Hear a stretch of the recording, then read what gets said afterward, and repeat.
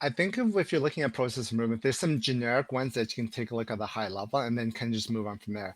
So some of them would be like cost reduction for finance, increasing revenue, decreasing expenses. In terms of people, or for some product lines, it's like time savings. So how much time has been saved? We discuss quality improvement with this. So like how many defects are we seeing in this product?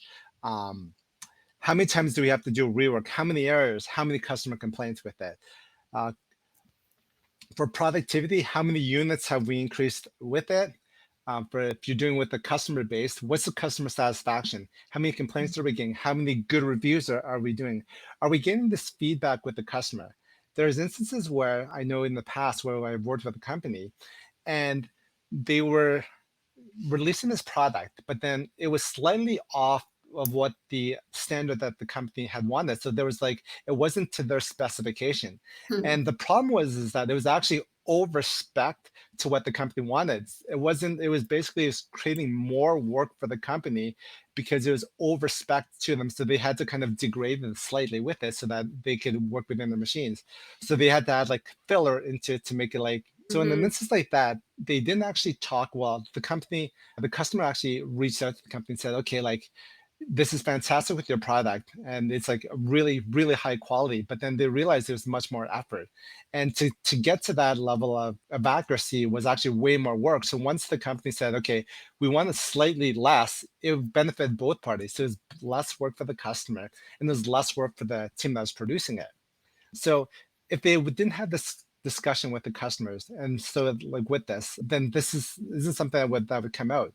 So even if you are having success with the customer, if you understand what they're trying to do with it and you know what they're trying to achieve, you can have these conversations.